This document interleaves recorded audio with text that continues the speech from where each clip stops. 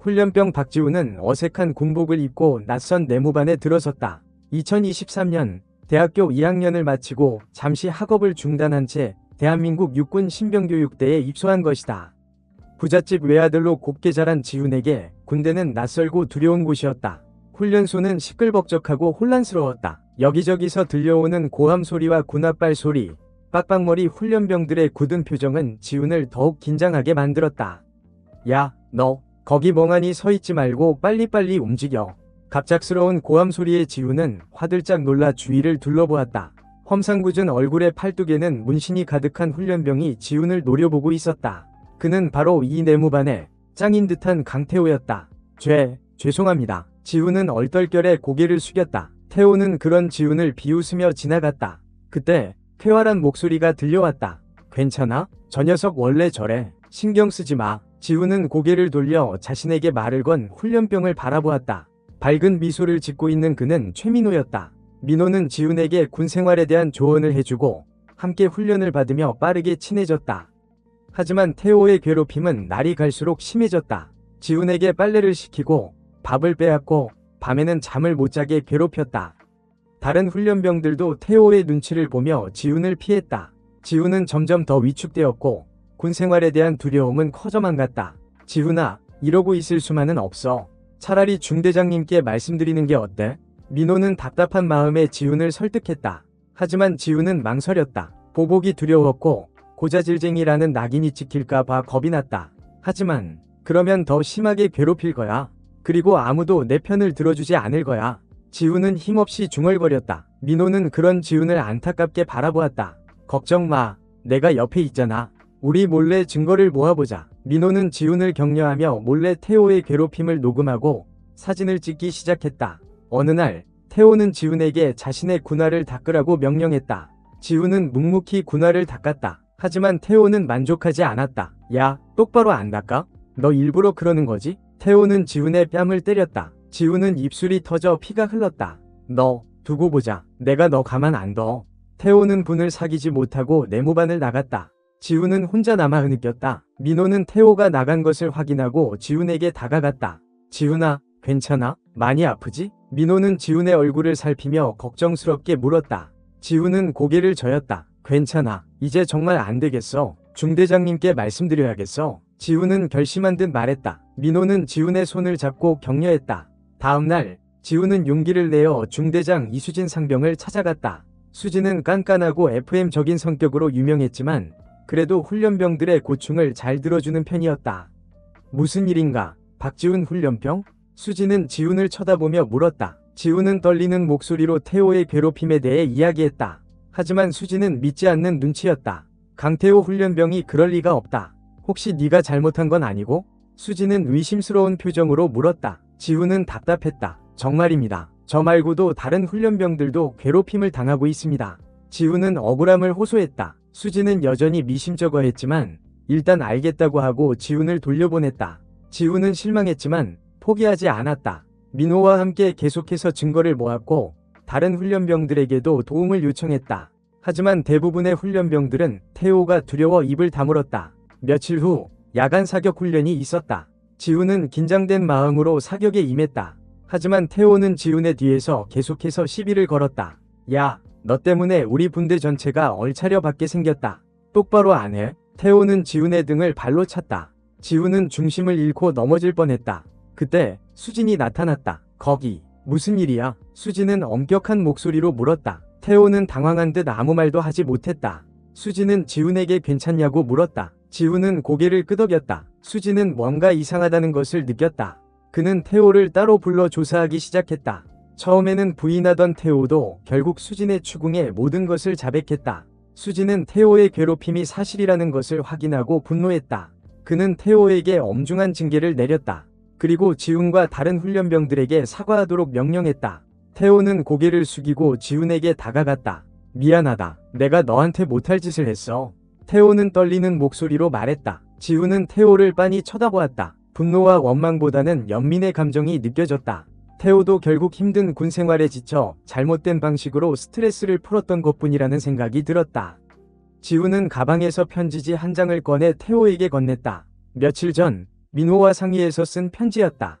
이거 읽어봐. 지훈은 짧게 말했다. 태호는 의아한 표정으로 편지를 받아들었다. 편지에는 지훈의 진심이 담겨 있었다. 태호에게 너를 미워하고 원망했던 적도 있었어. 하지만 이제는 너를 이해하려고 노력해. 너도 힘든 시간을 보내고 있다는 것을 알아. 우리 서로에게 상처를 주는 대신 서로에게 힘이 되어줄 수 있으면 좋겠어. 너를 용서할게. 그리고 네가 변할 수 있다고 믿어. 지훈이가. 태호는 편지를 읽고 눈물을 흘렸다. 자신의 행동을 진심으로 뉘우치는 듯했다. 고맙다. 정말 고마워. 태호는 지훈에게 고개를 숙였다. 그리고 다른 훈련병들에게도 찾아가 사과했다. 태호는 그날 이후 완전히 달라졌다. 더 이상 다른 훈련병들을 괴롭히지 않았고 오히려 훈련에 어려움을 겪는 훈련병들을 도와주었다. 지훈과 민호는 그런 태호를 보며 안심했다. 그리고 태호와도 조금씩 가까워지기 시작했다. 함께 훈련을 받고 이야기를 나누고 장난을 치면서 셋은 어느새 친구가 되었다. 힘든 훈련병 생활이었지만 지훈은 많은 것을 배웠다. 용서와 화해의 중요성, 그리고 진정한 우정의 가치를 깨달았다. 또한 자신도 모르는 사이에 훌쩍 성장해 있었다. 더 이상 나약하고 소심한 박지훈이 아니었다. 어떤 어려움에도 맞설 수 있는 강인한 정신력을 가진 대한민국 육군 훈련병이 되어 있었다. 남은 훈련 기간 동안 지훈은 최선을 다했다. 그리고 훈련을 무사히 마치고 자랑스러운 대한민국 육군 병장이 되어 전역했다. 시간이 흘러 지훈은 가끔씩 군 생활을 떠올렸다. 힘들었던 기억도 있었지만 좋은 사람들과 함께 웃고 울었던 소중한 추억으로 남아 있었다. 특히 태호와의 만남은 지훈에게 큰 가르침을 주었다. 사람은 누구나 변할 수 있다는 것, 그리고 용서와 이해가 세상을 더 나은 곳으로 만들 수 있다는 것을. 지훈은 전역 후 복학하여 학업을 이어갔고 졸업 후에는 평범한 회사원이 되었다. 하지만 군 생활에서 배운 경험들은 사회생활에서도 큰 도움이 되었다. 어려움에 굴하지 않는 끈기와 동료들과 협력하는 자세는 지훈을 더욱 성숙한 사회인으로 만들어 주었다. 어느 날 지훈은 우연히 길에서 민호를 만났다. 민호도 전역 후 자신의 꿈을 쫓아 열심히 살고 있었다. 둘은 반갑게 인사를 나누고 함께 커피를 마시며 옛 추억을 떠올렸다. 그러고 보니 태호는 어떻게 지내는지 알아? 지훈이 문득 궁금해져 물었다. 민호는 잠시 생각하더니 말했다. 얼마 전에 태호한테 연락이 왔었어. 작은 사업을 시작했는데 꽤 잘 된다고 하더라. 그리고 그때 일에 대해서 다시 한번 사과하고 싶다고 했어. 지훈은 놀랐다. 태호가 완전히 새로운 삶을 살고 있다는 사실에 기뻤다.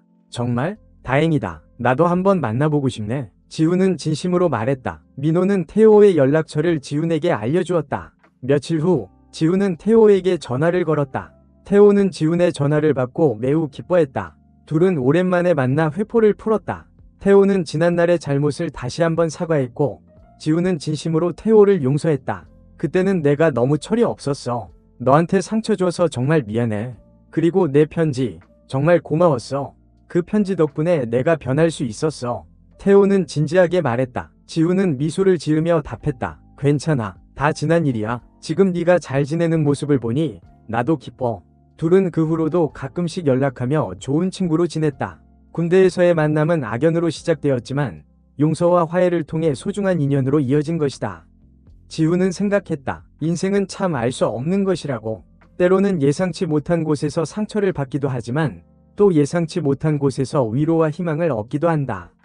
중요한 것은 어떤 상황에서도 포기하지 않고 긍정적인 마음으로 살아가는 것이라고.